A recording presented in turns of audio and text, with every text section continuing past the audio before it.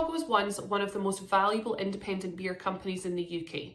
At one stage, the company talked about a potential £2 billion valuation. But this week, BrewDog's core UK business was sold for just £33 million after the company entered administration. Hundreds of jobs have been lost, dozens of bars are closing, and more than 200,000 small investors have effectively been wiped out.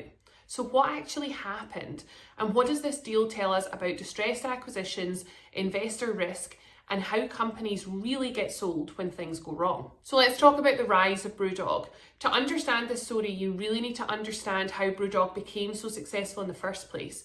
The company was founded in 2007 by James Watt and Martin Dickey in Scotland. They built the brand around being rebellious and anti-corporate. Throughout the 2010s, the company expanded rapidly. Dozens of bars opened across the UK and internationally. The brand became globally recognised, and beers like Punk IPA and Elvis Juice became supermarket staples. At one point, BrewDog was seen as one of the biggest success stories in the UK craft beer industry. A major moment came in 2017 when a private equity firm bought a stake in the company in a deal that allowed the founders to realise significant value. And the company's own crowdfunding scheme called Equity for Punks attracted tens of thousands of small investors.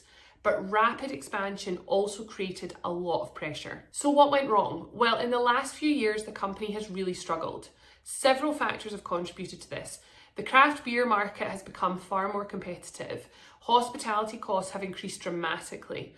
The pandemic obviously disrupted the bar business, and the company faced reputational issues around workplace culture. Financially, the business was under a bit of strain. Reports suggest that BrewDog lost more than £148 million over 5 years and struggled to return to profitability. By early 2026, the company was exploring options for sale. When no buyer was willing to take on the entire business, administrators were brought in to run a sale process. So let's talk about the £33 million deal.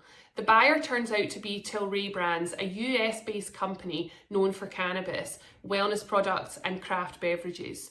Tilray agreed to take on parts of BrewDog's business for £33 million.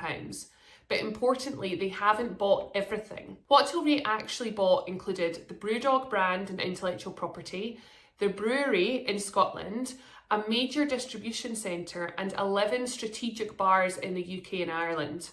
Everything else was left behind in the administration. So as a result, 38 BrewDog bars have closed immediately, 484 jobs were lost, and around 733 employees were transferred to the new owner. Tilray also indicated that it might look at acquiring BrewDog's US and Australian assets separately, but we don't have any more information on that yet. So what happened to the investors? Well, one of the most controversial parts of the story involves BrewDog's crowdfunding investors. Over the years, the company raised more than £75 million from tens of thousands of small investors through its Equity for Punk scheme. But in this deal, those investors aren't expected to receive any return whatsoever. And that often shocks people.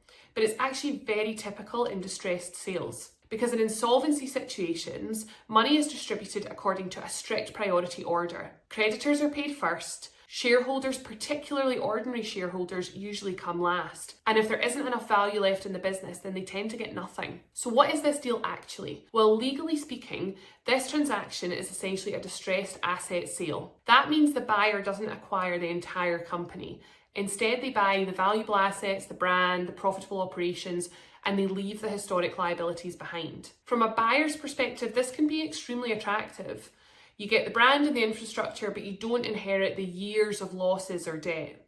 That's why distressed M&A often looks very different from a normal business sale. So let's look at the corporate lessons here. There are 3 big lessons from this story.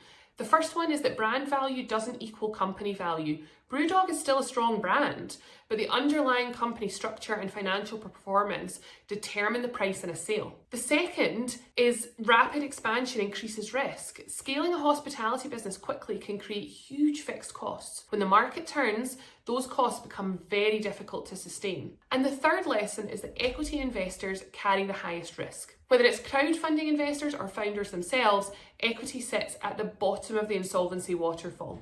That means in distress scenarios, investors often lose everything. The BrewDog story is a reminder that business value can change extremely quickly. A company that once talked about a £2 billion valuation has now sold its key assets for £33 million. And when companies are sold under financial pressure, the deal structure often looks very different from the headline people are expecting. If you're thinking about selling a business, buying a distressed one, or restructuring before an investment or exit, the legal structure of the deal matters enormously. If you want advice on that, book a call with us today. You'll find the link below this video.